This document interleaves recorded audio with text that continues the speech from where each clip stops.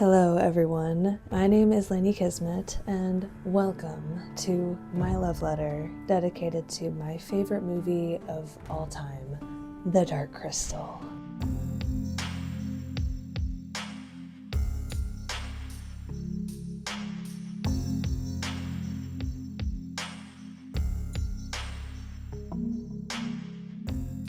Today that I'm recording this is my 25th birthday, so I wanted to celebrate with you by doing one of my favorite things to do, which is talking a lot and for a long time. So grab some seat, grab a snack. You and I are going to be here for a while.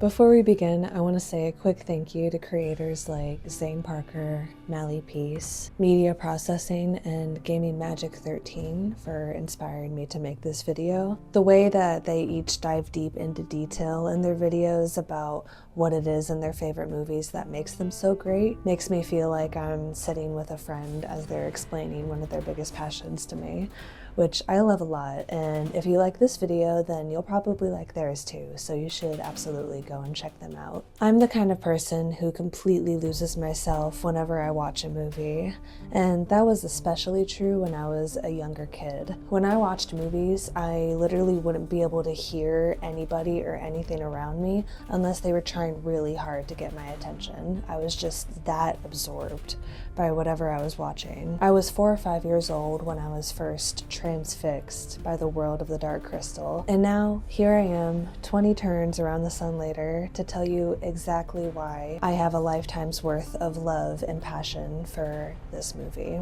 With that being said, it can make it a little difficult for me to see or even care about the problems that definitely do exist in this movie. After all, there is no such thing as a perfect movie, but it's like Cinnamon said in his Joker video. Flawless movies don't exist, and whether those flaws bother us depends in large part to how we feel about the movie. Every single movie will fall apart when you start picking it apart objectively. So, without any further ado, let's begin our journey into another world in another time.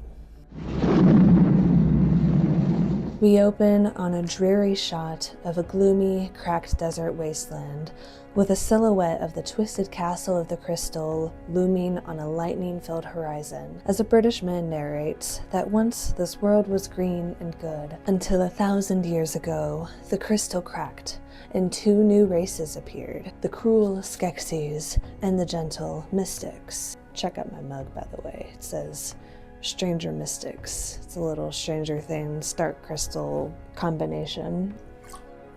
Cheers. We move inside the castle to see the 6-limbed Skeksis lords. Where once there were 18 lords, now only 10 of their kind remain. They practice the ceremony of the sun, a ceremony that allows them to continue cheating death, in which they stand in a circle around the crystal as the first of the 3 suns overhead reaches its peak and shines down through their treasure, casting a beam of light into each of the Skeksis lords' eyes. However, on this day, this ritual does nothing to comfort them, for their supposedly undying emperor is in fact dying, and one of them will need to take his place soon. The cult vibes are off the charts. As the crystal-infused light streams into their eyes, the main title card and music swell in a way that has never failed to give me chills.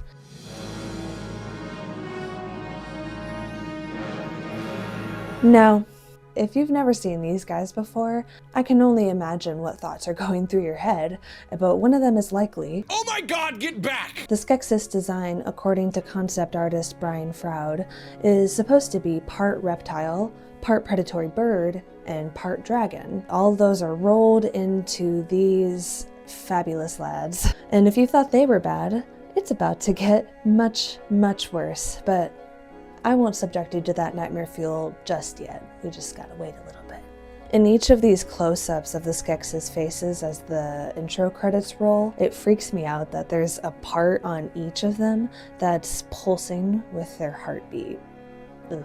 Regardless, they do look really cool. The detail in their creature and costume designs is so gorgeous and otherworldly and just intricate, and just makes them look so alive.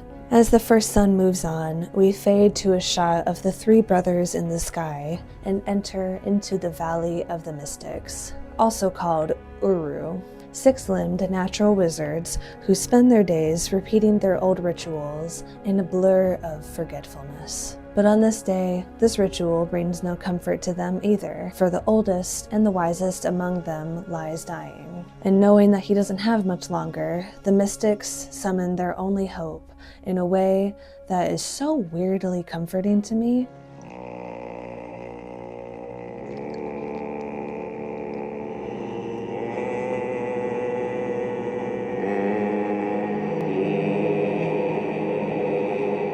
Hearing this chanting coming from these gentle beings just makes me feel like a spell is being cast over my soul, like in the best way possible. It's just feels magical, like an actual spell, and they're using it to summon Jen, the very last of Gelfling kind in Thra. I am possibly the only person who has seen this movie and isn't even a little bit creeped out by him. I swear, every single person I show this movie to or talked to this movie about who has seen it is always at least a little, if not very, weirded out by how Jen looks. But hey, beauty is in the eye of the beholder, right? And I genuinely think he looks really cool in his own way. I don't know, he's just got this magic forest elf vibe, which clearly I am very into the aesthetic of. And I don't know, he's just a cutie. He's just a cutie. I don't know what else to say.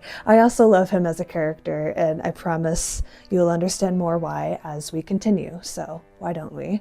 Here in his peaceful waterfall glen, Jen solemnly plays on his furka, but today his music brings him no comfort, for his master/father figure lies dying. Upon hearing the mystics chanting, he hurries home immediately, where his master Orsu tells him something he should have known a long time ago.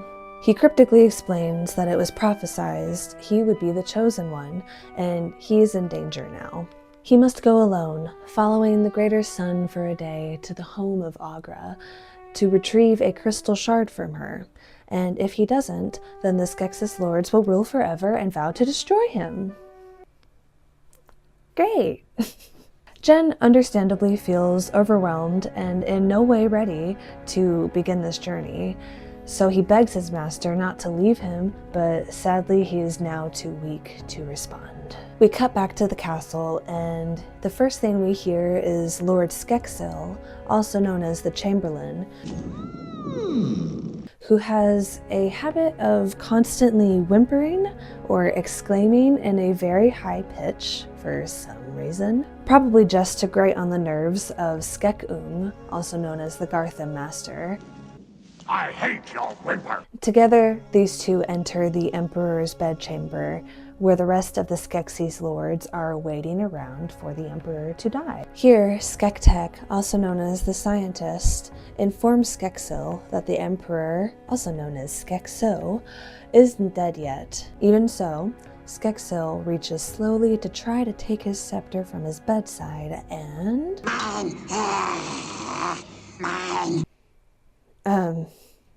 But Skeksil does not give a single fuck and just smiles condescendingly down at the Emperor. Get there. I am still Emperor. Yeah, you are still Emperor, buddy. He barely has time to get the words out before this.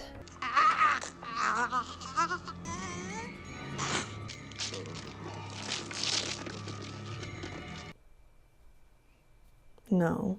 The Skeksis all look at each other bewildered. They've seen very few of their kind die in the past 1,000 years, and very rarely has it been from natural causes, aka old age, I guess, in them. So they're understandably shook, and so am I, 'cause yuck, that shot is so nasty, and I love it as much as I hate it.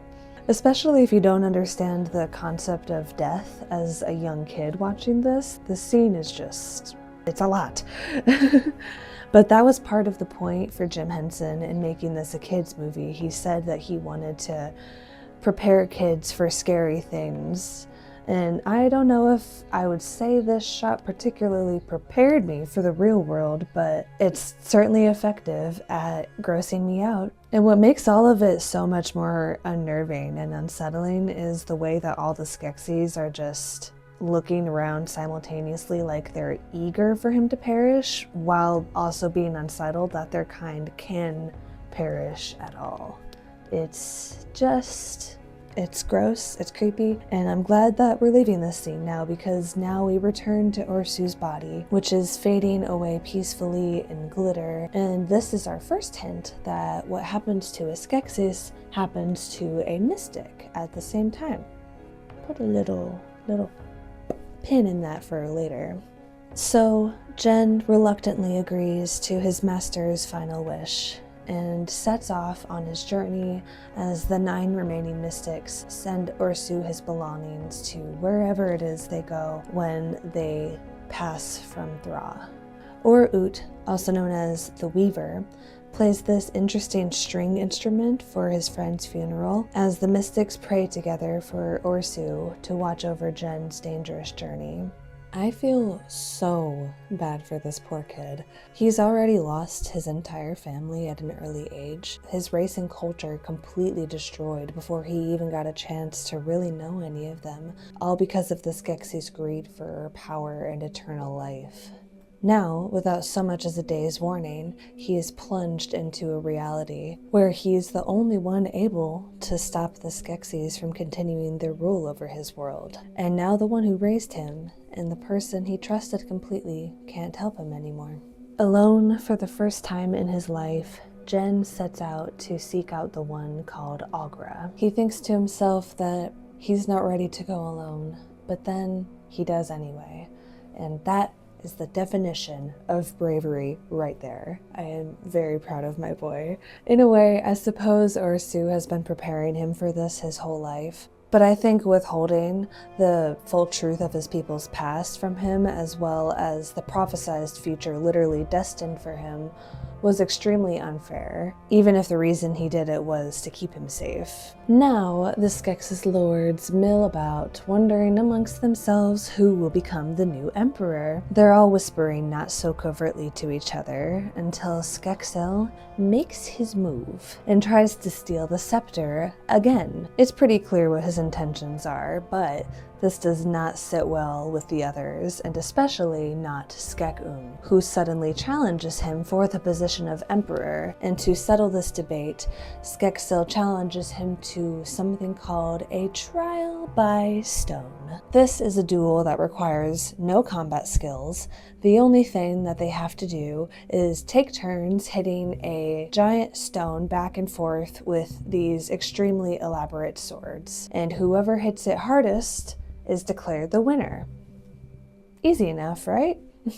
Here in the movie is where we learn that these monsters keep slaves in their castle who altogether grab a rope to hoist the stone to ground level. These tiny little people who barely have anything to them, and Skekna, also known as the slave master, is yelling at them to pull harder when he is at least 5 times their size and could probably do it by himself in half the time. Just to hammer in that the Skeksis are the worst. As the trial by stone commences and Skeksil and Skek-Ung take turns hitting the stone back and forth, eventually Skek-Ung gets so pissed off that he hits the stone so hard that it splits in half and tumbles to the ground with the heat of how hard his hit was. Skeksil drops his sword in shock, solidifying Skek-Ung as the winner of this trial by stone. You may be wondering, what happens to a loser of a trial by stone? To which I will answer, or rather show you, it is this.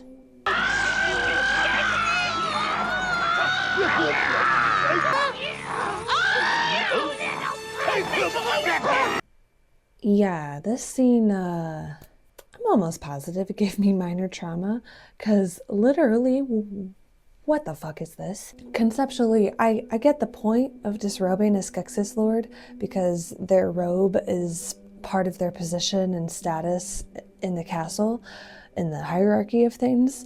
But oh my god, I thought they were straight up muck-ducking him the first time I saw this because of how badly he was freaking out. But Skeksil is so distressed at losing his position because that is literally the most important thing to him, which is something we learn more about him and his character in the show. But I don't want to get ahead of myself just yet. Once the lords have hailed their new emperor, suddenly a high-pitched ringing sound washes over all of them. So they go to the crystal to see what's up, because this sound is the crystal calling out with a message. To their shock and horror, they see Jen climbing a mountain when they had all believed every Gelfling out there to be dead. So Skekung does not hesitate for even a second to send forth his Gartham soldiers and end his existence. Guys, please don't make fun of me for this, but the Gartham used to make me feel so petrified with fear. Every single time I saw them come on screen when I watched this movie, I would not allow my feet to touch the ground, and I would crawl up on the back of the couch every time I saw them because I was afraid that their big claws were gonna come up from under and grab me and pull me under. Look at how they move. Their weird beady little heads and pincer mouths moving back and forth with the beat of the music, their uncrushable shells, their millions of legs, and the psycho string music that they're always paired with is the horribly delicious cherry on top. Alright, they're gone. We don't have to worry about them anymore. And as the crystal just showed us, Jen is slowly but surely making his way up a multi-leveled rocky terrain surrounded by these cool living orange bush things. He kicks a rock and they all startle and move to hide like cats, and he thinks to himself, "What in the world? This place is weird." But trying to keep his head in the game, he goes through what his master told him to find Aughra. Follow the greater sun for a day to the home of Aughra. Some directions. I live for his level of sass. He starts mentally spiraling, wondering if maybe Aughra eats Gelflings and what he's even doing here, when suddenly he gets tangled up in some vines that hoist him off the ground all by themselves. And then an aged hand holding a moving eyeball pops up out of the vines. Literally imagine being Jen right now and what would be going through your head. But he rolls with it, because what else is he gonna do? Once this eyeball hand realizes he's a Gelfling, this crone pops her eyeball back into her head and starts questioning Jen on who sent him there and who he is. He tells her that he was sent by his master, and when she asks if he's around, he tells her the news that he's passed, to which she simply responds, "Could be anywhere then." Likewise, I strive for her level of unbotheredness. He asks if she's Aughra, to which she teases him by asking if he's afraid she's going to eat him, and he nervously responds that all he wants is a crystal shard. She commands the vines to drop him, and then shows him the way into her home, where this humongous moving sculpture of the heavens is rotating on the inside of her home.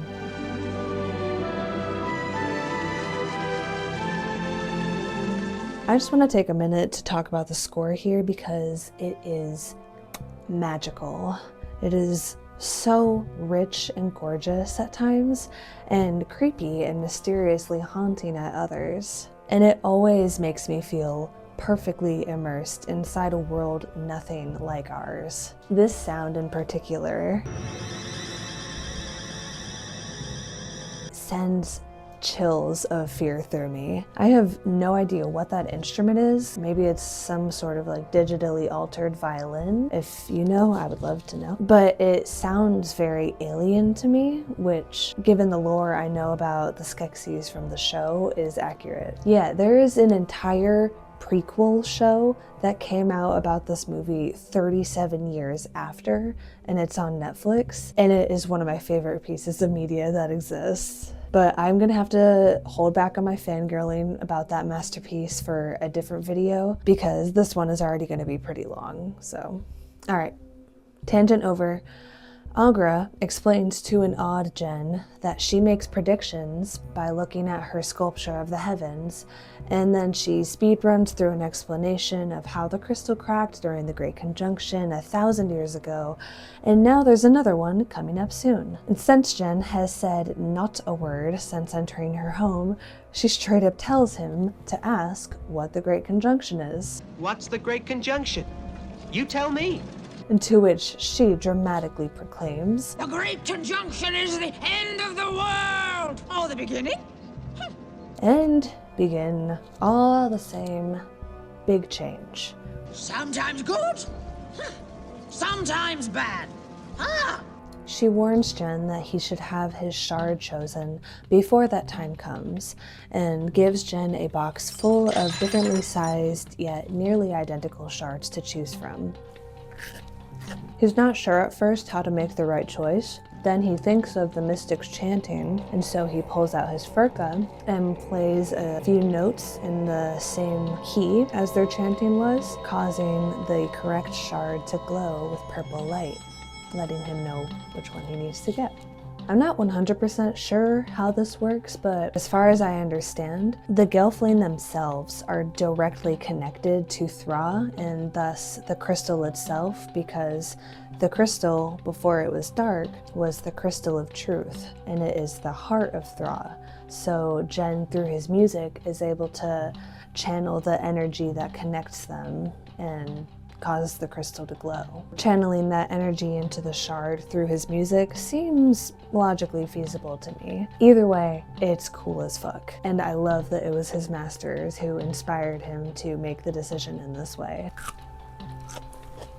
Not even 2 seconds later, just as Agra is about to tell Jen what he needs to do with the crystal shard, the Garthan bust through the windows. Thinking quickly, Jen is able to use Agra's sculpture of the heavens to get to higher ground and break through a window to escape, but Agra unfortunately isn't so lucky. Once Jen rolls to the bottom of the mountain, he looks back up to see her home is completely consumed in flames. Guilt and fear threaten to overwhelm him, but he has no choice but to move forward, and in doing so, he fails to notice a certain exiled Skeksis lord is following him close behind.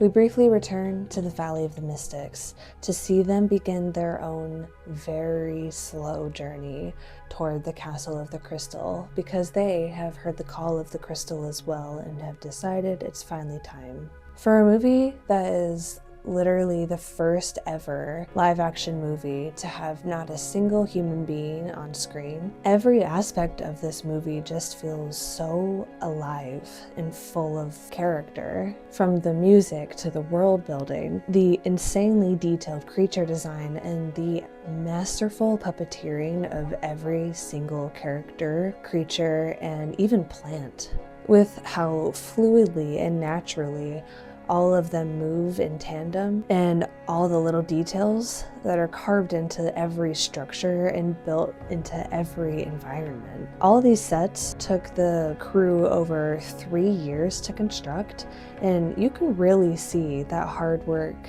displayed in every frame of this movie. After introducing one of my friends to the Dark Crystal, they told me that they kept forgetting that these were all actually just puppets and not animation or CGI characters. They're that lifelike, and I totally agree with them. Like, just look at this scene. Every single plant is different. There are unique creatures moving around constantly and reacting to their environments in the ways that natural creatures and real animals in our world do. And it takes my breath away. I could rewatch just this scene over and over again and see new things in the background. It's just, oh my goodness. Amongst this beauty, Jen is resting and contemplating what he's supposed to do with the shard now that he has it. Then he sees a short vision flash through the shard, revealing the silhouette of a Skeksis breaking the crystal. Almost like the shard is whispering a long-lost secret, hinting at what he needs to do. But before he has time to reflect on this vision and what it might mean, he hears a twig snap and footsteps running nearby. And he thinks to himself, I don't like this. there's something about the way he says that that just makes me giggle. Anyway, He goes searching for the source of this sound and breaks the fourth wall for a moment as if to say, are you seeing this shit too, or is it just me? We catch a few flashes of a green-cloaked figure running in between the trees, and Jen sees a muddy footprint on the ground that is very similar to his, so he follows it, and then he hears this distant growling sound and starts to follow it until it gets louder and louder, until he comes across a dark hole inside a rock-like structure, leaning in closer and closer for a better look. He gets so startled that he falls backwards right into a deep mud puddle. This mysterious green-cloaked person hears the commotion and so emerges from the forest, pulling down the hood of her cloak, allowing Jen to see her for the first time. And he's taken aback in awe, since she's the first other Gelfling he's ever seen in most of his life. She gently scolds the little fluff ball she calls Fizzgig for scaring Jen and then asks him a few questions in Podling language. Her question here, What Kuda? means, where are you from? But he doesn't understand, so he hesitantly asks if she's a Gelfling like him. Her eyes widen in surprise as she excitedly tells him yes, because both of them thought that they were the only one. Jen looks around as if suddenly remembering where he is, so this Gelfling reaches out to help him out of the water, and the second their hands touch, they share a vision. In their mind's eyes, they see each other's earliest memories of childhood. Baby Kira sees her mother get carried away by the Garthim after hiding her inside of a tree, and baby Jen is crying and surrounded by fire before he's saved by his master, who he called the Kind One. As we see a crying Kira make her way to the Podling village, we hear Jen ask her what's happening, and she briefly explains that this is a phenomenon called dream fasting, a practice that only Gelfling can do with each other. Jen remembers his master giving him a bath and teaching him how to read and write, as Kira remembers being fed by her new Podling mom while growing up talking with living things. Jen was nearly able to forget the tragedy of his past, but Kira grows up seeing her Podling family be captured repeatedly by the Garthim and taken away to the castle forever. And while they both love their adoptive families, they yearn to find someone like them. But as that thought is echoing between them, the dream fast slowly fades away because Jen is starting to sink into the mud. Oh yeah. Forgot about that. Okay, I know I have already well established my love for Jen, but Kira, oh Kira, I absolutely adore everything about her. One of those things being her ability to communicate with every living thing on Thra, which she promptly uses right now to save Jen from drowning. Oh no, I'm sinking. Don't move. Don't move? Where would I go? She calls down into the water, summoning a giant fish/slug-like creature called a Nebri, and it rises up underneath Jen, lifting him all the way out of the mud onto dry land. And he's afraid at first, but she reassures him that Nebri are gentle and harmless, and Jen now realizes he knows her name from their dream fast. Kira introduces Fizzgig to Jen, and when he reaches out to pet him, Fizzgig barks at him, and Kira tells Jen that he seems very strange to him, and Jen replies, He seems pretty strange to me. He's nervous. But on the surface, I look calm and ready. fair enough. I don't think he's ever seen a basically Pomeranian-like creature in this world before. However, they can't linger here too long, so Kira quickly ushers them away, warning that the Skeksis are always watching. Just for a second, Fizzgig hangs back and gets closer to the Nebri, and then gets scared away because she's protecting her little Nebri babies. I think these weird little guys are so cute, and I think all the creatures in the wild areas are like cute ugly. Like they're just like strange looking, but all pretty cute either way. This cuts to a rather disturbing shot of a podling slave carrying a roasted baby Nebri on a platter to the Skeksis Lord's banquet table, where they all dine in the grossest, most disturbing way possible. With slimy food dangling from his mouth, Skekzak, also known as the Ritual Master, comments that it seems that Gelfling has escaped, but the Emperor boasts, No Gelfling ever escaped from my deadly garden. Notice how he said "my" there? I always thought that was just him being cocky since he won the title of Emperor, but no, he said "my" because he is literally the Gartham Master, as I mentioned earlier. And if you'll notice, his robes even resemble Gartham shells. Now is when the podling slaves serve dessert, which is a bowl full of creatures called crawlies, which are still alive. Gross, especially because one of them escapes from the bowl and rolls all the way down trying to escape off the table until Skekayuk catches it and shoves it in his mouth, gobbling it down. He's just eating a spider. They're basically little fluffy spiders, and I hate that. Thankfully, now is when the Gartham return, appearing before the Skeksis Lords to present who they have captured. Of course, they expect this to be the Gelfling, but instead, who rises from this dirty sack that they dragged here all the way from Agra's observatory? But Agra herself. Absolutely furious, rightfully so, she tells them off for their dumb soldiers burning down her home. She reminds them of the prophecy that says the Gelfling will end Skeksis' power. He'll come, make you crawl like the worms you are. Hell yeah, Agra, get him. So, Skeksis sends forth the crystal bats to search the land, search the water, search the sky.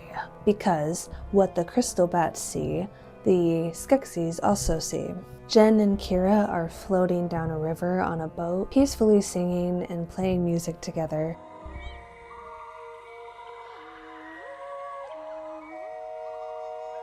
Until Fizzgig alerts Kira of the crystal bat in the sky. She flings the bat out of the sky with a rock and tells Jen that she thinks it hasn't seen them, but unfortunately, it raises its head just enough out of the water to catch a glimpse of them floating away towards Kira's village.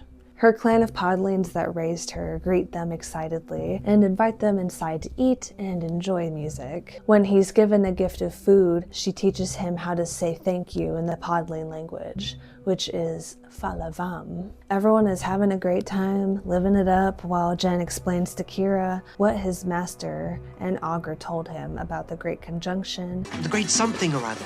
And he told me that I must find the shard, and that everything must be done before the three suns join in one. And that's all. And then he died. And when she asks him about what the shard is for, he confesses that he's not really sure before he gets whisked away by a podling to go and dance. He's swept away by the joy and fun of it all, that he even brings out his furka to play music along with the band, while Kira watches him with a tender smile. So cute. But just as the infectious joy begins to reach a peak, of course, the Gartham have to come and ruin it all, and they bust through the walls of their pod huts, causing everyone to start panicking. And the Gartham begin picking up podlings as fast as they can get their claws on them and taking them prisoner. One of them grabs a shocked Jen by his arm. He uses the crystal shard to stab it and make it let go of him. This sends out a reverberating sound, and we see the mystics stop in their moving for a moment to look for where it came from. Kira guides Jen out of the hut and into the night to hide from the Gartham as podlings are being snatched up left and right and shoved into a rope cage on one of their backs, while they all scream in fear, and it is just so devastating. One of the Gartham locks its beady eyes on Jen and Kira trying to get away, but just as it advances to grab them, Skeksil comes out of the dark and stops it from doing so.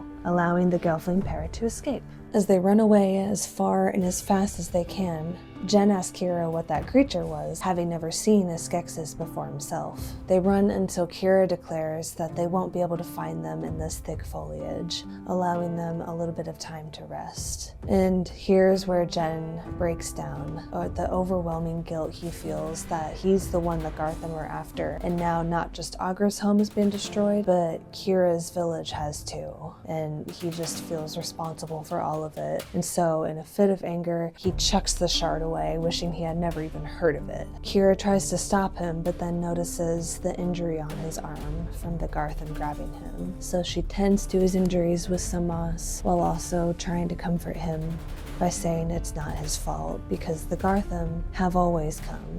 The next day, the sun rises on the silhouettes of the mystics, walking over the top of a long hill. As the shot fades to a sleeping Kira and Jen holding each other, while he dreams of speaking to his master once again. He's expressing how he never loved him and the other mystics enough.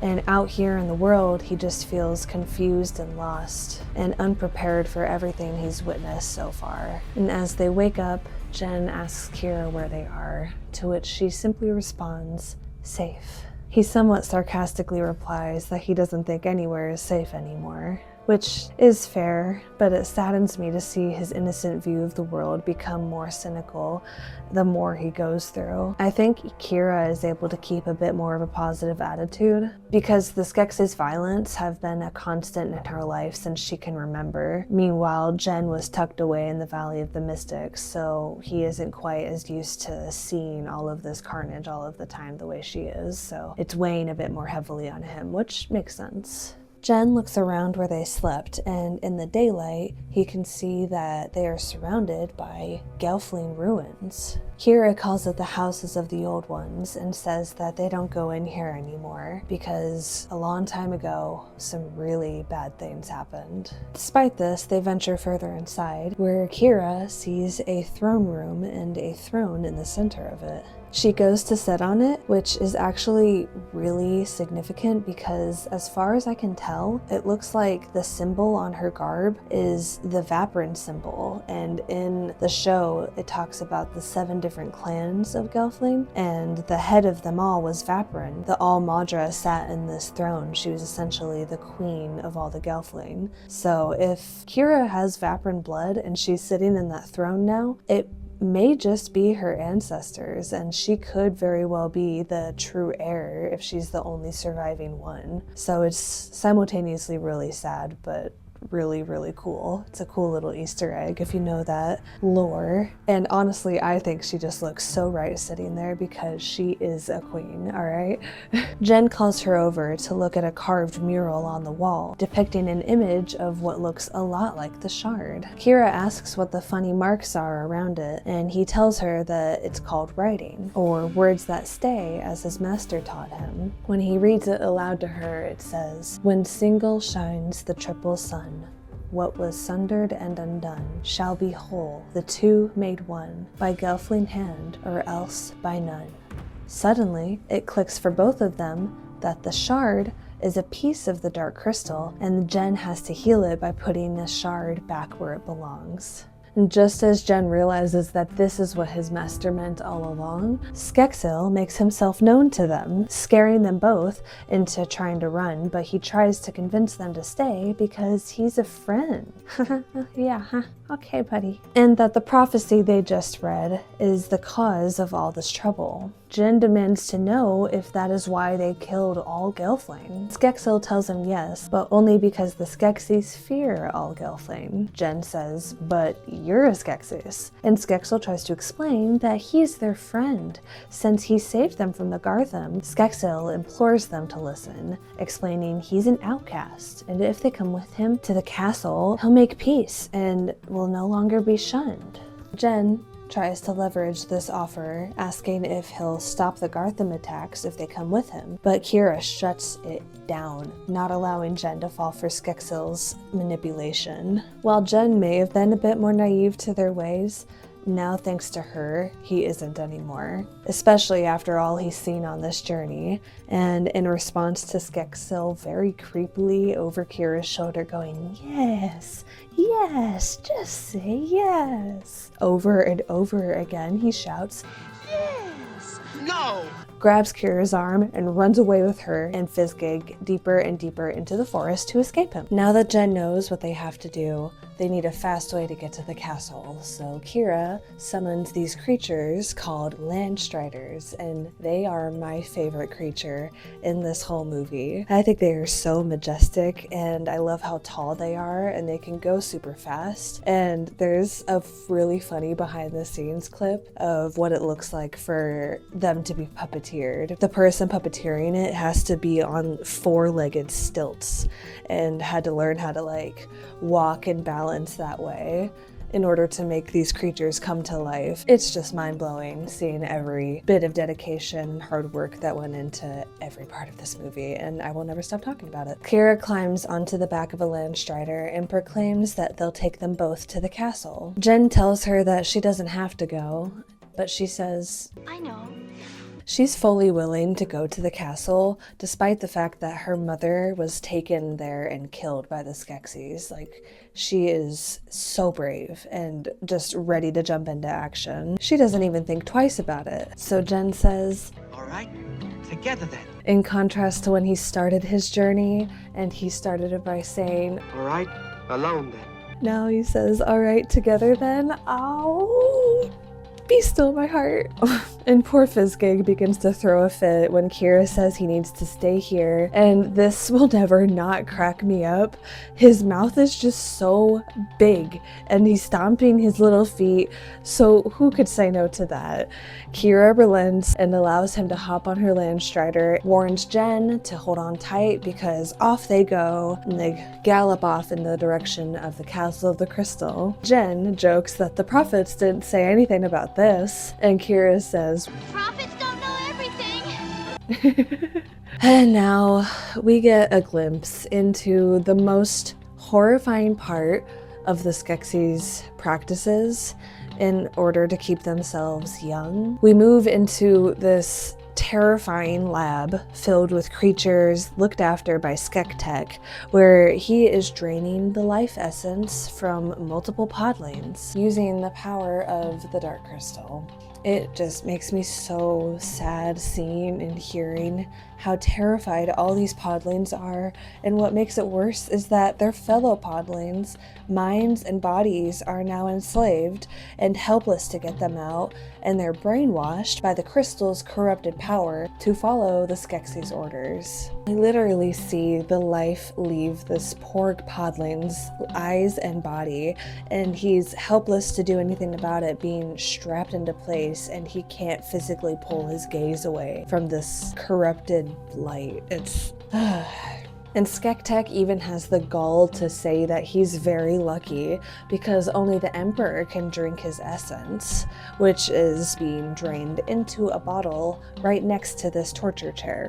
Again, this scene has potential trauma written all over it. It is so fucked up in so many ways and makes me feel icky all over, while simultaneously breaking my heart for these poor podlings and thinking about how many Gelfling and podlings have been through this process before this. Just look at how hard he's breathing once the beam leaves his eyes, and there's no color left in his eyes or hair, and his skin has hollowed out. I just can't, man. So the Emperor comes in and chugs the entire bottle in one go, then looks into a mirror to watch his wrinkles fade away, and he suddenly has a big burst of energy going all through the room, joyfully laughing. It's short-lived because he looks at his hand and sees the wrinkles returning. Oh no, he can't be young forever. Wow. So he calls the scientist a fraud, breaks the bottle on the ground, and storms out of there. Skektek says to himself, It always works. Better when we use Gelflings. And the reason for this is because the Gelfling are the closest beings to Thra itself, so more energy is able to be taken from the crystal out of them. So when they used Gelflings for their essence, there was more, and it worked better to keep the Skeksis alive for longer, which if I let myself think about how many Gelfling they did that to, I just would prefer not to, because it is depressing. Thankfully, we cut back to Jen and Kira, who have almost made their way to the castle, but the second Kira sees the Garthim carrying the podlings that they just captured from her village, she springs into action and charges the Garthim at full speed. Let's go. Now pursue. Jen follows close behind and gets to her just as she's thrown from the back of her Landstrider, and he jumps down to help her. Kira, are you alright? Their Landstriders both do their best to hold off the Garthim swarm until one of them gets tangled up with the Garthim, and they both trip over each other until they fall over the edge of the cliff to their doom together. Unfortunately, there is still a whole swarm, and now it's just one Landstrider trying to face them off. Eventually is brought to the ground and swarmed to death. Just as Kira and Jen manage to open the cage to let the podlings go free, the Garthim have noticed them and have locked in on them and are slowly moving towards them to capture them and drag them inside the castle. Once her and Jen get backed up against the very edge of this cliff, right when all hope seems lost, Kira grabs Jen and in the blink of an eye yeets them all over the edge of the side of the cliff. Unbeknownst to Jen, female Gelflings have wings, and with them, Kira gracefully floats them safely down to the bottom of the cliffside. She was a fairy. I want you to take a second to imagine if your friend just suddenly grabbed you and threw both of you over the side of a cliff with no warning whatsoever. You didn't know they had wings, and this was never previously discussed. No matter who you are in this situation, you would definitely be freaking out at least a little bit, right? But no, Jen is just chill like that and clearly fully trusts Kira with his life, which makes sense because she saved it at least 3 times in the span of basically one singular day, so I swear, she is like just a little bit crazy, and Jen clearly loves it, and I do too, obviously. They find another entrance into the castle, and together they go directly into the Lion's Den, the horrible place their journey has been leading them to all along. And they're both so crazy brave, and I love them so much for it. I would be melting down with anxiety if I had to go right into the middle of the castle full of the creatures that are responsible for the literal genocide of my entire people. And it's here that Kira expresses her fear for the first time in this whole movie, saying that she smells death here. And he agrees, but he convinces her that they've come too far to turn back now. They have to fulfill their mission, because the alternative is the Skeksis live and rule forever over their world. They move further into the tunnel when, yet again, Skeksil shows up acting all nice, saying he knew they would come before snatching them both and dragging them further into the castle. Jen stabs his hand with the shard, and we see the same bleeding wound appear on one of the walking mystics' hands as well. Skeksil pulls down a support beam over Jen's head, burying him in an avalanche of rocks and dirt. Kira screams his name, terrified that he's been crushed to death, but she tells Fizzgig to stay there with him while Skeksil takes her further into the castle. Skek-Ekt and Skek-Ayuk are casually walking and talking when they notice Skeksil and tell him to get out because he's been banished. But when he turns around, revealing Kira, they scream and bolt away to the Empire in absolute fear. Skeksil follows close behind, presenting Kira to the entire court, boasting that he was the one who caught her and brought her here. This is Kira's worst nightmare come true. This deep inside the castle with every Skeksis lord around her, and there is not a thing she can do to escape or break free right now, or even fight, especially not when she's completely alone. The Skeksis argue amongst themselves on whether they should kill her immediately because of the prophecy or drain her essence first, and the Emperor ultimately makes the decision to drain her and then kill her, because of course he does. He wants to live forever. Poor Kira is trying desperately to get away, but they just treat her like an object. Skeksil hands her off to Skektek to take her to the lab to be drained, while Skeksil gets his seat restored because of this act of bringing Kira to them. Hooray, good for him. Now, this next scene is really hard for me to stomach, honestly. I even had a hard time writing about this in the script because it's just so disturbing. Aughra's displaced eye watches as Kira gets strapped into the essence draining chair, and as the wall to the crystal beam opens, she shrinks back in her chair in fear, unable to move, unable to go anywhere, but just stare forward. It breaks my heart to see her so scared and helpless. Like, I don't blame her at all, but we've seen so many examples of her boldness and brave spirit that it just puts into perspective how evil the Skeksis really are, without even a speck of compassion or remorse. And as soon as the crystal beam touches her face, she gasps painfully and her eyes quickly become cloudy. Luckily, it's at this moment that Jen finally wakes up, sensing her fear, and he calls out for her to fight them. Fight against this. And when she hears him, she's able to snap out of it. We see her eyes return to color, and we hear Aughra behind her, encouraging her to call out to the animals because she has the gift.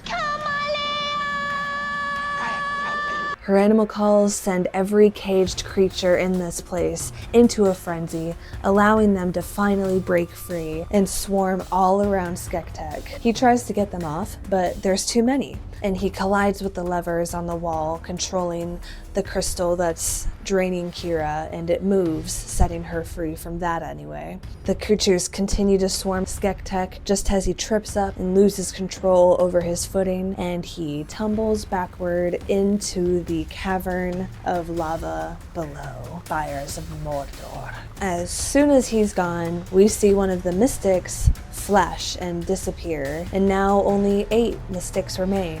But they continue forward on their journey. It's too late to turn back for anyone at this point. The critters that didn't fall into the lava chasm help Kira get free of her straps, and Aughra warns her that she's come too late for the Great Conjunction. So Kira hurries off to find Jen and doesn't hear Aughra say, Go, Gelfling! I fear to death. Hey, Aughra, all the love and respect to you, but how about you shut the fuck up about my girl Kira right now, okay? Do not talk about her this way. No, we're not doing this. Jen is now looking for the dark crystal with Fizzgig yapping away at his side. Big help you've been. Even in the most dire of circumstances, Jen does not lose his sass, and I love him for it. He slips through an unseen hole in the ground and into a completely dark pit, which is like my actual worst nightmare. He hears the clicking of Garthim gradually getting louder and closer, and we see their eyes popping out of the darkness behind him one by one, and ew, I have creepy chills. He is surrounded, and one of them grabs him and throws him over the horde, letting him land on the ground next to a wall. As more of them keep trying to grab him, their huge claws break a hole in the wall that is just big enough for him to shimmy through, and once he does, he is now above the lava chasm. If he loses his grip on this precarious ass wall, he will fall to certain death because boy Gelfling do not have wings, unfortunately. Eventually though, he makes his way up to the entrance into the lab, and to his surprise finds Aughra alive and rummaging around what Skektek left behind, as she should, honestly. She warns him that there is no time left. The 3 suns have almost shone as one, but before leaving he has to ask where Kira is. So she points him in the right direction, and Jen finally makes his way to the crystal chamber and lays eyes on the dark crystal for the first time. A weakened Kira hides in the shadows as she sees the Skeksis make their way to the crystal chamber as well at the same time. The Skeksis are moving slow and calmly, fully expecting this to go their way because they believe that both the Gelfling are now dead. Little do they know. They're survivors for a reason. Like, they didn't make it this far just to be killed now. As Jen stares at the crack left in the crystal at the second Great Conjunction, he reflects that this is what he came here for, what he's been searching for this whole time. He gazes up at the three brothers, so close to lining up, and then at the shard in his hand. But before he can take action, he sees the shadows of the Skeksis lords moving into the room, and he's forced to hide. As the Skeksis and their slaves file into their positions, Jen notices Kira on the balcony across from him, and they hold their hands up to each other, unable to touch, yet quietly greeting each other with hope. All the same. Skeksis begins the chant of the Great Conjunction coming, and now they will all live forever, and blah blah blah. Look at this shot. Jen and Kira standing above the Skeksis' heads on either side, unseen by anyone but each other.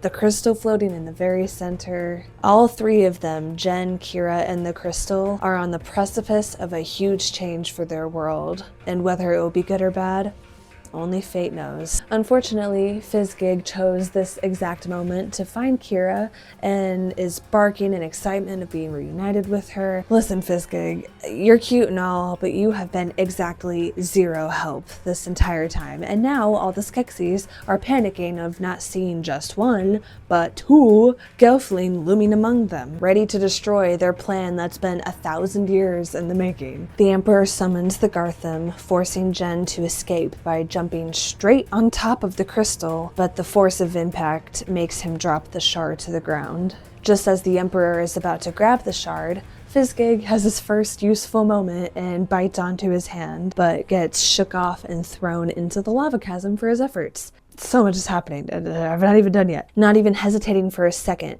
Kira flies down, picks up the shard, and uses it threateningly to keep the Skeksis away from her as long as she can. So here comes Skeksil lying again, saying, Give us the shard and you can go free. Jen desperately agrees as long as they promise not to hurt her, but Kira isn't having any of it, and she refuses to hand over the shard, commands Jen to heal the crystal before throwing it to him. And instead of being smart and holding her as a hostage to prevent Jen from doing what he's very obviously about to do, Skeksis stabs Kira in the back.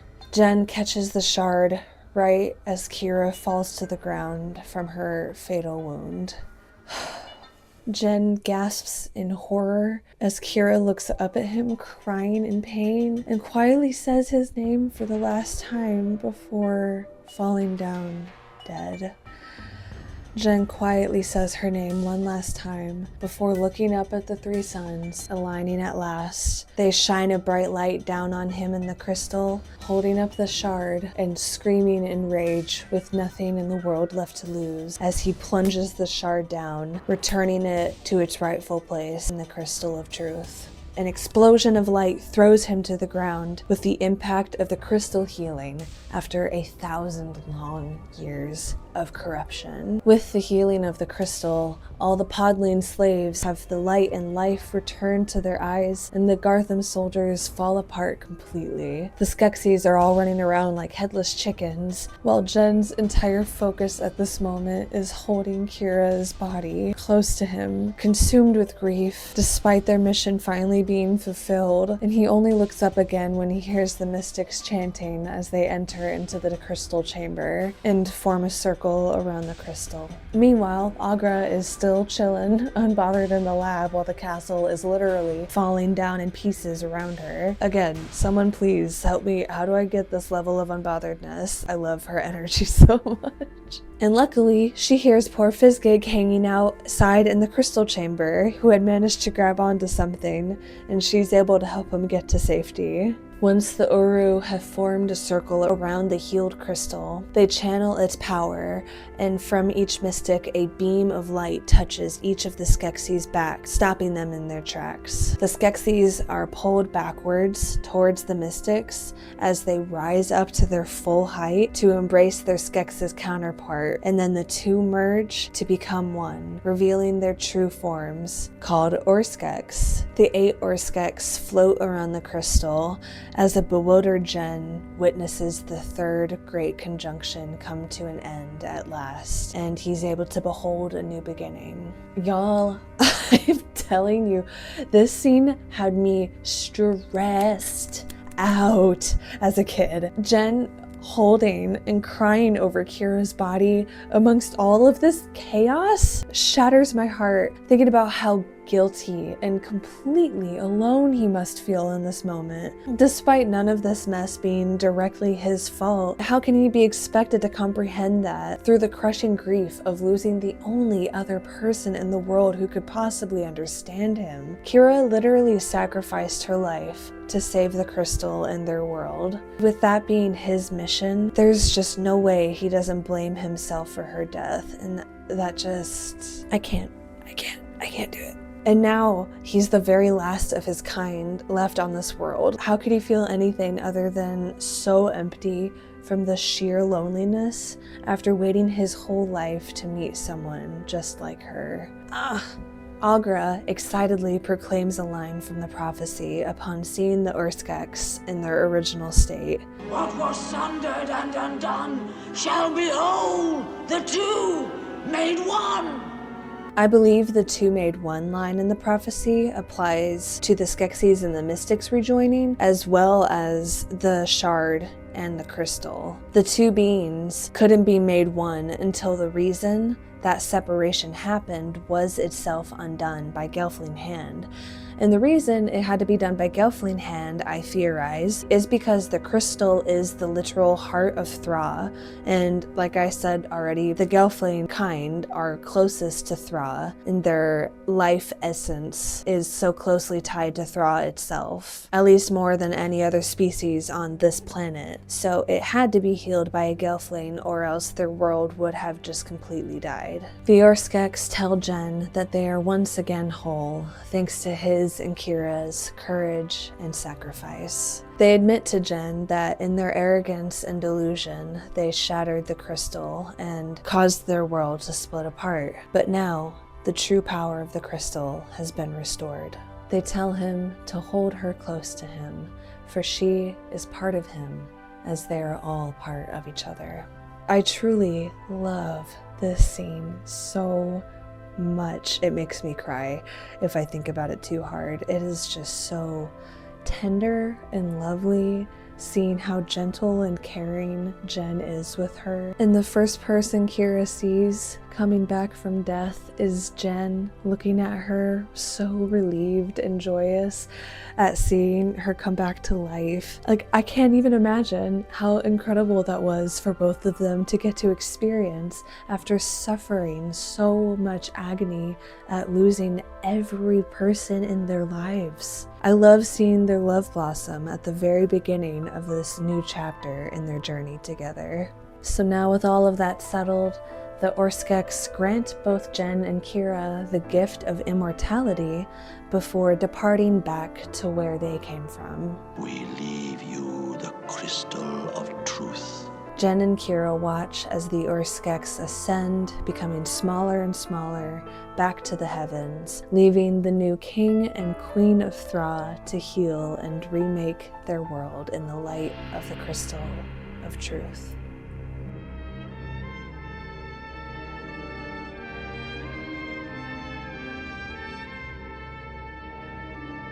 In case I haven't already made this crystal clear, I love Jen and Kira, voiced by Lisa Maxwell and Stephen Garlick, and puppeteered by Catherine Mullen and Jim Henson. I love them so much. Both of them come from the Gelfling race, but both were raised in very different ways. And when they meet each other, because of these differences, they're able to succeed in their mission. I find it very cool that neither of them are put into any gender-specific roles, and that their strengths and weaknesses work to make the other stronger and wiser, so that they can succeed in their mission, set out for them by their ancestors together. Their connection as Gelfling is so beautiful and special. Imagine going your entire life thinking you're the very last of your people, only to discover on this life-changing mission that there is at least one more survivor out there in the world. That must be a strange yet incredibly special feeling. When they first unintentionally dream fast, that is my favorite scene in the whole movie. Full stop. Nothing can compare to it. How amazing is it to have this connection with someone that allows you to be able to share and experience their most precious memories as if you're experiencing it firsthand? Jen didn't even know that they were able to do that, so Kira showing up out of the blue and that being the first thing that they do has got to be a pretty mind-blowing experience. And Kira's life is so sad because she is forced to remember more of the war because the Gartham never stopped coming in and out of her life from the time she was a youngling. And she had to see her mother get yanked away from her right after she saved her by putting her in the hollow of a tree, and she's taken away from her forever without even getting to say goodbye or anything. Oh, and I just admire how patient, brave, and kind she is, in spite of everything she's been through. And I think that she's inspired to fight so hard to save the crystal precisely because of all she's seen and endured in her life. If anyone in this world deserves to be brought back to life, it's definitely her. After everything she did to help Jen get to the castle and heal the crystal, let's be honest, I truly adore Jen, absolutely. But without her, he never even would have made it to the castle, I don't think. Or if he had, it would have been too late. And I know it might come off a little cheesy and fairy tale-like for her to come back to life in the end, but I really don't mind it at all because the thought of Jen being completely and utterly alone in the world after everything the Orskeks did to their world just gets me to imagine. Now, the history and lore around the Orskeks on Thra is very fascinating. As we see, the Skeksis and the Mystics weren't always separate beings. For some reason, the Orskeks were exiled from their own world and came to Thra through the Crystal of Truth in the First Great Conjunction. They experimented with the crystal's powers and tried to purge themselves of their imperfections during the time of the Second Great Conjunction. And as we see, it went terribly wrong. The crystal became corrupted, which resulted in the Orskeks getting torn in two, resulting in the Skeksis and the Mystics. And from that time on, the harmony in Thra was shattered forever.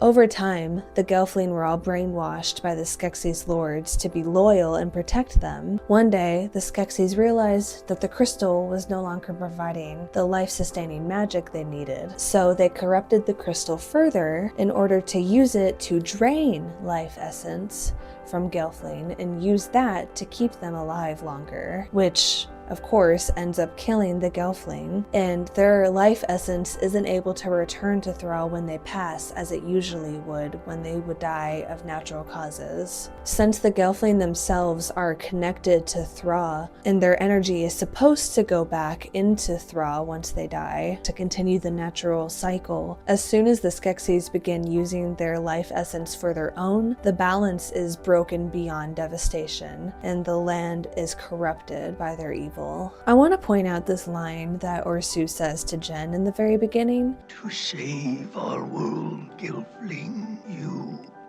must find the shard. Excuse me, sir, what do you mean, our world? You are the intruders in this world, and if it weren't for you tampering with the crystal, none of this devastation would have happened. I don't care that the Mystics are the good, benevolent side of these Orskeks, because they are equally responsible for the genocide of the Gelfling, and I think it's really messed up that he didn't prepare Jen more for this mission, because he basically didn't know anything before setting out to heal the crystal. And the Mystics didn't even try to stop their evil counterparts from causing so much destruction. And I think the reason for that is because they selfishly wanted to return to wholeness and to their own world at any cost. I never really realized it before making this video, but the Mystics are not some perfect benevolent beings. They are just as flawed and just as guilty as the Skeksis are, in my opinion. But such is life, I suppose. This movie has multiple layers and lessons to be learned, even if they seem simple. And one of those lessons that stayed with me is that life simply isn't fair at all. But as long as there is someone willing to fight for the good in their world, then the good will never die, no matter how hard evil tries to stamp it out forever. The crystal missing a piece of itself, to me, can be seen as a metaphor for the heart in our own world, not the planet necessarily, but the people in it, right? If the part of ourselves that is able to empathize and show kindness and patience to everyone we meet gets broken at some point in our lives, then we sometimes tend to become selfish, hostile, and cruel, especially if we forget to show these traits to ourselves. I lost the ability to show myself true kindness for a long time until someone I care for deeply was patient with me and taught me how to really love again through years of accepting me exactly as I am. And if it weren't for that person, I don't think I'd be making this video today, if I'm being completely vulnerable and honest with you right now. I'm gonna be vulnerable a little more for a moment here and share a little piece of my past with you. I was a very sad teenager, like most of us were or are, and in some of my darkest moments, I resorted to self-harm as a way to cope and call out for help, but I didn't get what I needed then when this was happening. I was so lost in the darkness that I truly didn't know who I was anymore, even when I graduated high school. When I got my dark crystal tattoo at 17 years old, I had stopped self-harming for years, but the scars were still very visible to me, and I felt ashamed when I saw them, so I intentionally placed the tattoo over the worst of them to cover it up. But now, when I look at it, it doesn't feel like there's a piece of me missing anymore, because I have learned how to let go of the pain of my past, the pain that drove me to that place where I would do that to myself. And it was through learning to love who I really am inside and outside. And I am not ashamed to say that I am proud of myself, truly. And now I'm able to treat the people around me with care and understanding, because you really never know what someone is going through. And a lot of people are really good at hiding their pain and staying silent when they don't feel safe. So, to bring this back around to the broken crystal, the point I'm trying to make is that you can always ask for help. The broken crystal cried out for help in the same way I did when I was in pain, the way so many of us do when we're in pain, but didn't get help for 1,000 years while it was being used to steal life from the very people it's most connected to. That must have been unbelievably painful, because the crystal itself is a life force, and its corruption infected the very land it was the heart of because the wrong people got their hands on it. And I think that does apply to all of us. Yes, our trusts may get broken and trampled on along the way, but it won't be every single time. There are good people out there to trust. There is help to be had, but you just have to keep holding on and doing your best to care for yourself until someone worthy of your trust and true self comes into your life. And maybe, just maybe, that someone who can help you is yourself. Life is never going to be easy, but that's exactly what makes it worth living. The agony of heartbreak and loss and change is how we learn to become better people, or we risk losing it all to the darkness that wants to pull us under so badly. Okay, we all still here? We all still good? Good. I know that was a lot. It was for me, it was for you, but we both made it, babes. Hey, you remind me of the babe, and you can bet your sweet, juicy behind I am nowhere near close to done talking about the dark crystal, because we still have the show to discuss. But that is just gonna have to wait for a different day, a different video, babes, because I am tired. This was so much fun. I had such a blast looking into every detail about this movie. Despite how many times I've watched it over the past 20 years, making this video, I learned a lot more about it than I ever did before, and the deeper meaning behind some characters and the parts of the story that I just didn't know many details about. Apparently, Jen and Kira, like I said, become the king and queen and rule for like 100 years or something. There's books, there's there's books that I haven't quite got to reading yet. I said earlier that Kira would by default become the All-Madra since she's the last of the Vaprin kind, but actually, according to more information that's in the books, the title of All-Madra was not revived during the Age of Power, with Kira ruling alongside Jen despite him being male, and they both were addressed as the Great Elders of Thra. Maybe I'll talk more about that at some point, but I put as much information as I could into this video, so I really hope you enjoyed it. And thank you so much for making it to the end of the video. It really means a lot to me that you spent this time with me on my birthday, and I wish you nothing but the best. If you're interested in checking out some of my other videos, I have a few gameplay playlists for games like Dead or Survivor, Life is Strange, or Devil May Cry, and as always, I'll see you in the next one. Bye-bye! Time to finish this, Virgil! I don't know how I'm gonna do this! Once and for all. Damn! Hell yeah! Yeah! Now that's what I call taking a stand against the Empire! Let's go!